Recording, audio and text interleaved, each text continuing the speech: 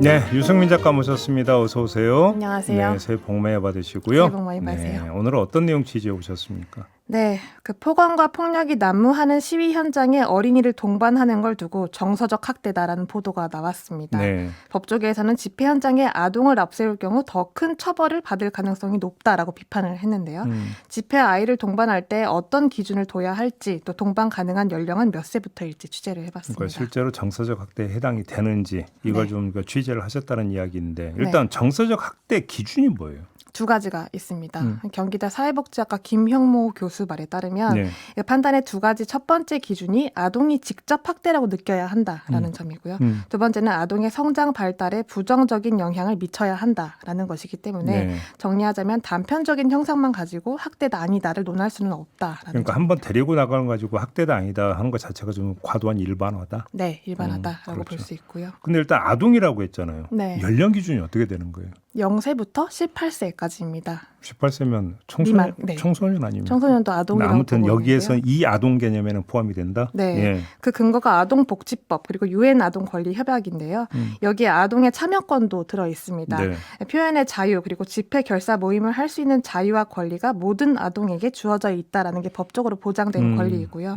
중요한 건 연령에 따라서 발달이 다르기 때문에 보호자가 신경 써야 할 부분도 달라진다라는 점인데 관련 내용을 한국아동단체협의회 아동권리협약연구소의 윤석빈 부소장 이야기로 들어보시겠습니다.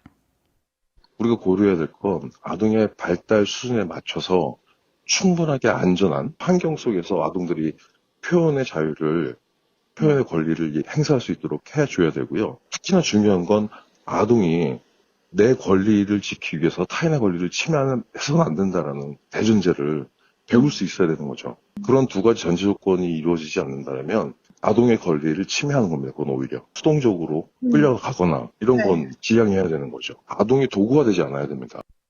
그러니까 그러면 아동의 의사가 일차적으로 중요하고 나 갈래 뭐 이런. 네. 그다음에 이제 어떤 집회 현장에서 어떤 일이 벌어지냐 이것도 중요하다 이런 얘기가 되는 건가요? 네, 두 가지가 중요한데요.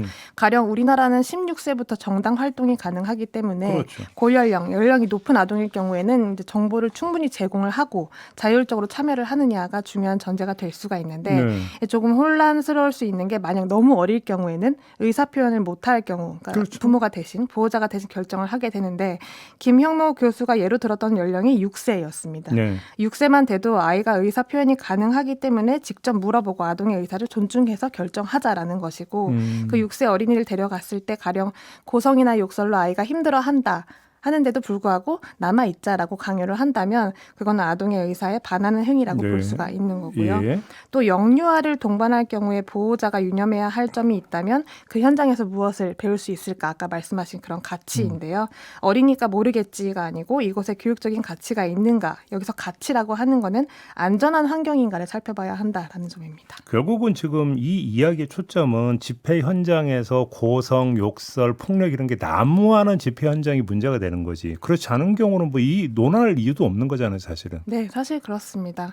또 이제 고성이나 욕설에 관련해서도 잣대를 두고 있지도 않았는데요. 네. 가령 우리가 길거리를 아이랑 같이 다니면서도 고성과 욕설에 노출될 수 있는 환경은 너무나 답이 많고 그렇죠.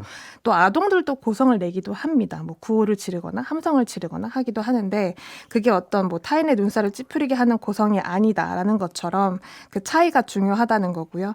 결국 고성을 지르는 행위, 그러니까 욕설을 같이 하자, 욕을 같이 하자라고 강요를 하는 행위라고 한다면 해서는 안 되는 행위다라는 그렇죠. 그런 상식적인 이야기이기도 합니다. 결국 어떤 성격을 가지고 어떤 행동을 유도하는 고성인가가 중요하다라는 겁니다. 그 한남동 관잡 집회가 계속될 때 바로 한남 초등학교였잖아요. 네. 그래서 이제 관련 보도가 좀 나온 적도 있지 않습니까? 네. 해당 보도를 살펴봤을 때 그 어린이가 이런 인터뷰를 합니다. 너무 시끄러워서 교실 안에 앉아 있는데도 다 소리가 들렸다. 네. 왜 집회를 학교 앞에서 하는지 모르겠다. 수업에 방해가 된다라는 인터뷰를 했는데 그 기자가 이제 그 인터뷰를 토대로 이렇게 아이들이 피해를 호소하는데 어떻게 생각하느냐라고 집회 참여자한테 물었습니다. 네. 그랬을 때 이제 어쩔 수 없다. 지금 애들은 좀 참아야 한다. 불편한 모습이 보이더라도 우리나라가 공산화가 되면 안 되기 때문에 학교 수업 정도는 학교장의 재량으로 멈추면 되지 않겠느냐라는 취지의 말을 했는데요.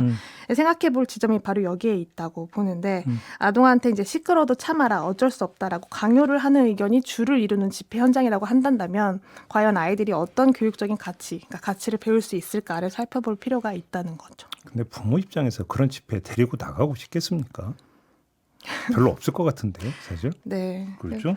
아무튼 일률적으로 정서적 학대도 아니다 이렇게 일률적으로 재단할 수는 없는 거고 케이스 바이 케이스다. 일단 네. 이렇게 되는 거고 네. 따라서 결국은 아동을 동반하는 보호자의 주체적인 판단이 중요하다. 이런 얘기로 연결이 되는 거겠네요. 그렇습니다. 탄핵 반대 집회냐 찬성 집회냐를 두고 기준을 세울 수도 없는 거고요. 네. 다만 이제 의도치 않게 아동한테 부정적인 영향을 줄 수 있다라는 거를 보호자는 늘 유념을 해야 한다는 점이고 뭐 가령 이제 내가 나가는 집회 현장에서 어떤 기관에 난입하는 그런 불법성이나 위법성, 폭력성이 존재하는지 혹은 내가 아이가 듣고 있는 구호가 욕설인지 아닌지 정도는 판단을 해서 전적으로 보호자의 몫으로 맡기겠다라는 게 전문가들의 의견이었습니다. 알겠습니다.